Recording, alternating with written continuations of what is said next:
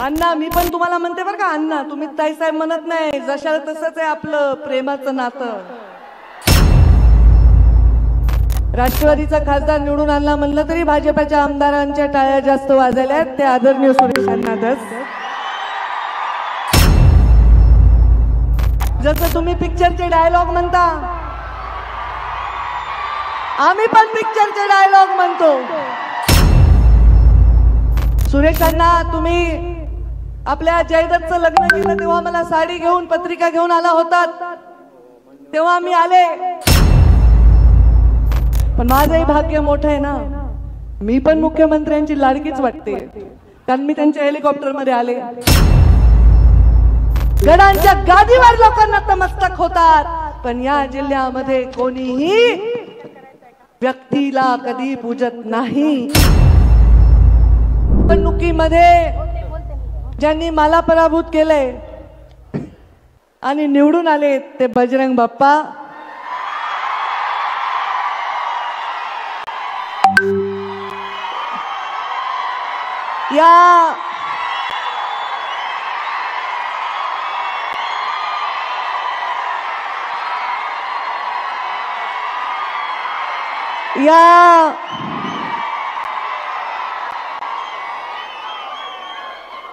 या जिल्ह्याचे आमदार ज्यांना 2009 मध्ये पहिल्यांदा गुलाल लागला तो भारतीय जनता पार्टीतूनच लागला आणि आता 2024 मध्ये परत आमदार म्हणून निवडून आले, ते ज्यांनी ही सभा आयोजित करण्यामध्ये मोठा लोकांचा संग्रह करण्यामध्ये योगदान दिलंय आणि प्रचंड उत्साहाने लोक टाळ्या वाजवत आहेत. राष्ट्रवादीचा खासदार निवडून आणला म्हणलं तरी भाजपच्या आमदारांच्या टाळ्या जास्त वाजल्यात, ते आदरणीय सुरेश अण्णाच. मंचावर उपस्थित आमचे ज्येष्ठ मार्गदर्शक, अनेक वर्ष ज्यांचा संबंध आमच्या परिवाराशी आहे आणि पहिल्यांदा लोकसभा निवडणूक त्यांनी सुद्धा इथून लढली, ते आदरणीय प्रकाशदादा सोळंके. मंचावर उपस्थित माझे सहकारी आमदार नमिता मुंदडा, आताच नवनिर्वाचित आमदार गेवराईचे विजयराजे पंडित आणि बीडचे आमदार संदीप क्षीरसागर.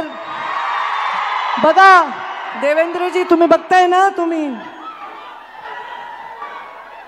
आणि मंचावर उपस्थित माजी आमदार, 3 वेळा राहिले का धोंडे साहेब? 3 वेळा झालेत का आमदार? 4 वेळा. भीमरावजी धोंडे साहेब माझ्या वडिलांचे अत्यंत चांगले मित्र आणि आपल्या भाजपचे आमदार राहिले देवेंद्रजी जेव्हा मुख्यमंत्री होते तेव्हा. मंचावर उपस्थित अपक्ष म्हणून निवडून आले होते, युतीच्या शासनामध्ये आमदार राहिलेले साहेबरावजी दरेकर. मंचावर उपस्थित आमच्या शासनात आमचे मुख्यमंत्री जेव्हा देवेंद्रजी होते तेव्हा गेवराईचे आमदार राहिले लक्ष्मण पवार. मंचावर उपस्थित जलसंपदाचे सचिव दिलीप कपूरजी, आयुक्त गावडेजी, पाठकजी, जिल्हाधिकारी आमचे आणि आदित्य जीवणे सीईओ, समीर काझी अध्यक्ष वक्फ बोर्डाचे, आमचे भाजपाचे जिल्ह्याचे अध्यक्ष शंकर देशमुख आणि मंचावर उपस्थित सर्व इतर मान्यवर आणि या सभेला मोठ्या संख्येने आलेले सर्व शेतकरी बांधव, वडीलधारी मंडळी, तेवढ्याच मोठ्या संख्येने, त्याहूनही अधिक संख्येने आलेल्या आमच्या लाडक्या बहिणी देवेंद्रजी, या सगळ्या तुमच्या लाडक्या बहिणी आहेत. आणि अत्यंत जोरात घोषणाबाजी करून या कार्यक्रमाचा उत्साह वाढवत असलेले देवेंद्रजी, आपल्याला बाहुबली म्हणून संबोधित करणारे हे सर्व युवा बांधव.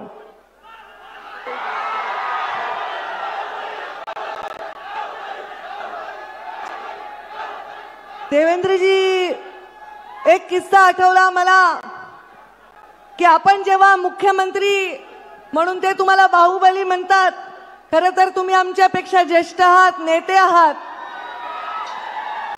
आणि आम्ही ज्या कॅबिनेट मध्ये काम करतो त्याचे तुम्ही प्रमुख आहात. तुमच्याविषयी आदरभावच नेहमी येतो, पण आज ममत्व भाव येतोय, कारण ते तुम्हाला बाहुबली म्हणत आहेत. काही वर्षापूर्वी मला शिवगामिनी म्हणत होते, तर शिवगामिनी बाहुबलीची आई आहे आणि त्याच्यामुळे मला आज तुम्हाला बघताना वेगळाच भाव आला. शिवगामीचं वाक्य असतं, सुरेश अण्णा धस कुठे गेले? जसं तुम्ही पिक्चरचे डायलॉग म्हणता, आम्ही पण पिक्चरचे डायलॉग म्हणतो. शिवगामीचं वाक्य असतं, मेरा वचन ही है मेरा शासन. आणि जे जाहीर वचन सुरेश धसांना मी दिले तेच माझं शासन आहे. ही गोपीनाथ मुंडेची लेख आहे. बोलणं एक आणि करणं एक आहे, माझ्या रक्तात नाही. आज हा कार्यक्रम सुरेश धसांनी आवर्जून उल्लेख केला.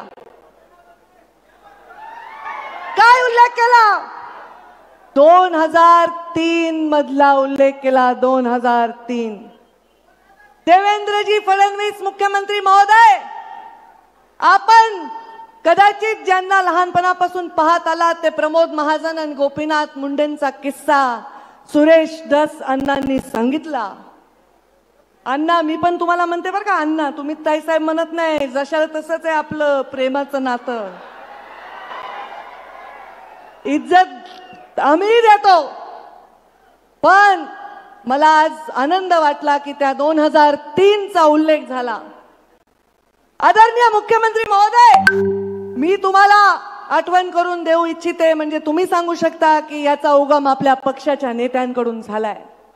या ठिकाणी एक सैनिकी छावणी होण्याची प्रस्ताव जॉर्ज फर्नांडिस मंत्री असताना झाला होता. आणि हे पोरं आता घोषणा देत आहेत, युवा आमचे उत्साही, ते कदाचित लहान असतील, सांगत असतील, जन्मलेही नसतील. 2003 यामध्ये प्रमोद महाजनांना एक पत्र मुंडे साहेबांनी 2003च्या जानेवारीत दिलं.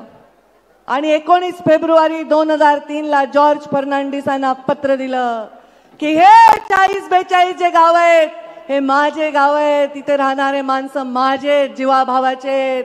इथे सैनिकी छावण्या करू नका. इथे शेतकरींचा उदरनिर्वाह शेतीवर जातो. या जमिनी बागायती असून इथे पाणी येण्यासाठी इथे एखादी उपसा सिंचन योजना करा. हे 2003 चं त्यांचं पत्र, ज्याचा आवर्जून सुरेश अण्णांनी उल्लेख केला. आपल्या जिल्ह्याच्या शेतकऱ्यासाठी, आपल्या जिल्ह्याच्या तळागाळातल्या माणसासाठी सदैव काम करताना, कुठली भूमिका घेताना कधी मागे पुढे बघायचं नाही. आजच्याही कार्यक्रमात चर्चा होती, पंकजा मुंडे येणार येणार येणार. का नाही येणार बाबा? सुरेशांना, तुम्ही आपल्या जयदत्तचं लग्न केलं तेव्हा मला साडी घेऊन पत्रिका घेऊन आला होतात, तेव्हा मी आले. धाकट्याचं नाव काय? सागरचं करताल तेव्हा बोलवलं तर येईन बाबा, नाही बोलवलं तर नाही येणार. पण हा कार्यक्रम शासनाचा आहे आणि आज तरी शासन देवेंद्र फडणवीस आणि पंकजा मुंडे मंत्री आहे, राधाकृष्ण वाके पाटील मंत्री आहे, तेव्हा मी आले. तुम्ही घरगुती कार्यक्रमाला बोलवलं तर येईन, पण हा सरकारी कार्यक्रम आहे आणि हा माझ्या शेतकऱ्यांच्या भविष्याचा कार्यक्रम आहे. त्यामुळे इथे कुठे बॅनर मध्ये फोटो आहे का, पत्रिकेत नाव आहे का, माझी खुर्ची कुठे आहे, ह्या कसल्याही गोष्टीत मी पडले नाही. तुमच्यात जरी बसून मला बसता आलं तरी मी आले असते. पण माझंही भाग्य मोठं आहे ना, मी पण मुख्यमंत्र्यांची लाडकीच वाटते, कारण मी त्यांच्या हेलिकॉप्टरमध्ये आले. पण देवेंद्रजी फडणवीसांना मला सांगायचंय, बीड जिल्ह्यात जेव्हा 6 पैकी 5 आमदार निवडून येतात तेव्हा तुम्ही मुख्यमंत्री होता. बीड जिल्हा फार लकी आहे, कारण बीड जिल्ह्यामध्ये 19 मध्ये 14 मध्ये 6 पैकी 5 आमदार निवडून आले. आता आमचे सहकारी आमच्या बरोबर आहेत, आमच्यावर राष्ट्रवादी आहे, अजितदादा पवारांचेही आमदार आहेत. आम्ही मरमर करून काम करून निवडून आणलंय. आज आम्ही एकत्र आहोत. ते पालकमंत्री आहेत, मला विश्वास आहे की पालकमंत्री झाल्यानंतर कडकपणे काम करून या जिल्ह्याच्या कानाकोपऱ्यात विकास देण्यासाठी ते आम्हाला नेहमीच सहयोग करतील. पण आज देवेंद्रजी तुम्ही मुख्यमंत्री झालात तेव्हा पहिल्यांदा आलात, 5 आमदार या बीड जिल्ह्याचे झाले आणि मी पण मंत्री झाले. बघा, मी मंत्री झाले आणि तुम्ही मुख्यमंत्री झाला, थोडंसं लक आमचं पण आहे. पण तुम्ही मुख्यमंत्री झाल्याचा आनंद हा आहे, कुठला अभिनिवेश नाही, कुठला बडेजाव नाही. मला माहिती जेव्हा हे भाऊबिलीच्या घोषणा देत आहेत, कारण देवेंद्रजींना मी ज्या पद्धतीने ओळखते, तुमच्यापैकी मंचावरचं मला नाही वाटत तेवढं पद्धतीने ओळखतंय कोणी. देवेंद्रजी थोडेसे ओशाळलेत, थोडे लाजायलेत, कारण हे त्यांना कदाचित फार अस्वस्थ करणार आहे. कारण काम करा, कामाने तुम्ही कीर्ती रूपाने उरा, हे संस्कार भारतीय जनता पार्टीचे राष्ट्रीय स्वयंसेवक संघाचे आहेत. आणि त्यामुळे आज त्या संस्कारात वाढलेला एक माणूस या राज्याचा मुख्यमंत्री झालेला आहे आणि माझ्या बीड जिल्ह्यामध्ये आले आहे, त्यामुळे मी येणार म्हणजे येणार. शेतकऱ्याच्या शेतात पाणी जाणार आहे, मी येणार म्हणजे येणार. तुमच्या डोळ्यातलं पाणी पुसायची वेळ आल्यावर कोणताही अभिनिवेश न ठेवता येणार म्हणजे येणार. कामासाठी, या जिल्ह्याच्या विकासासाठी, या जिल्ह्याची कॉलर टाईट करण्यासाठी कोणताही भेदभाव कधी करणार नाही. सुरेश अण्णांनी पण उल्लेख केला, 5 वर्ष मी मंत्री राहिले, पालकमंत्री राहिले, पण एवढा सुईच्या टोकावरची सुद्धा घटना कधी घडू दिली नाही. या जिल्ह्यामध्ये कानाकोपऱ्यामध्ये विकास करताना कधी कुणाचे जात धर्म विचारला नाही. सुरेश अण्णांसाठी देवेंद्रजी फडणवीस उभे राहिले आणि आम्ही रात्रीचा दिवस एक केला आणि तेव्हा त्यांना निवडून आणलं. ते म्हणले ते हरळ उगवली वगैरे त्यांची भाषा खरंच आहे. काम करणाऱ्या माणसावर हरळ उगवते जर त्याला पद नाही दिलं, आणि त्याला पद देत असताना कधीही कुठल्या गोष्टीचा विचार नाही करणारं काम आम्ही केलेलं आहे. आज या बीड जिल्ह्याचं नाव या देशामध्ये अनेक क्रांतीवीरांमुळे झालं, गोपीनाथ मुंडे, प्रमोद महाजनांमुळे झालं, या जिल्ह्यामधल्या अनेक नेत्यांमुळे झालं. इथे सांगितलं की केशर काकू क्षीरसागर एक महिला असून सतत खासदार राहिल्या, विमलताई पालकमंत्री राहिल्या, प्रीतमताई खासदार राहिल्या. त्यांनी सुद्धा या कुंटेपळची ईसी देण्यासाठी 3 दिवस बसून तिथे ईसी आणून दिली. प्रत्येकाने याच्यामध्ये योगदान दिलेलं आहे, कारण या जिल्ह्याच्या शेतकऱ्याच्या पाठीमागे या जिल्ह्याच्या प्रत्येक पक्षाचा, प्रत्येक विचाराचा, प्रत्येक जातीचा नेता उभा आहे. हे चित्र या राज्यामध्ये जावं ही माझी इच्छा आहे. देवेंद्रजी एकच वाक्य बनून सांगेन, हा जिल्हा आहे ना, जसा सह्याद्री कळला नाही मोगलांना, त्यांनी शिवाजी महाराजांना त्यांना वाटायचं हे मुठभर सैन्य घेऊन आम्हाला सारखे कसे हरवतात. सह्याद्रीच्या कराकपारीमध्ये फिरणारे मावळे कसे गायब व्हायचे, कसे यायचे, कसे आक्रमण करायचे हे त्यांना कळलं नाही. सह्याद्रीच्या अंगाखेंद्यावर खेळलेल्या शिवबा आणि त्यांच्या मावळ्यांनी मोगलांच्या नाकात बस केला होता. तसा हा माझा जिल्हा सुद्धा आहे. हा गडांचा जिल्हा आहे. गडांवरून राजकारण होतं असं बाहेर वाटलं तरी गडांवरून राजकारण होत नाही. गडांच्या गादीवर लोक नतमस्तक होतात, पण या जिल्ह्यामध्ये कोणीही व्यक्तीला कधी पूजत नाही. हा जिल्ह्यामधला माणूस विकासाच्या पाठीमागे भक्कमपणे उभा राहिलेला आहे. म्हणून ज्यांच्या पाठीमागे कुणाचा बाप खासदार नाही, आमदार नाही, असेही लोक इथे मोठे नेते झालेले आहेत. आमचे तर वडील नेते होते, तो आशीर्वाद आमचा अधिकचा आहे. पण पायामध्ये कधी माती न लागता, काटा न लागता जीवन जगलेला माणूस जेव्हा काट्यात चालतो त्याचाही सन्मान होतो. असे आमचे नरेंद्र मोदी आमचे प्रधानमंत्री म्हणून आम्हाला लाभलेले आहे. देवेंद्रजी, तुम्हाला प्रधानमंत्र्यांचे आशीर्वाद लाभतात.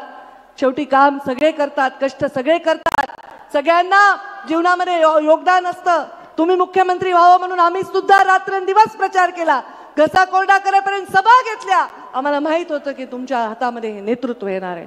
नरेंद्र मोदींनी जसा तुमच्या डोक्यावर नेहमी हात ठेवलाय, तुम्ही सुद्धा तुमच्या अनुयायाच्या डोक्यावर हात ठेवून अशी विकासाची कामं करत आलात, करत राहाल आणि बंधकी, भाईचारा ह्या वाढवत राहाल अशी अपेक्षा मी तुमच्याकडनं व्यक्त करते.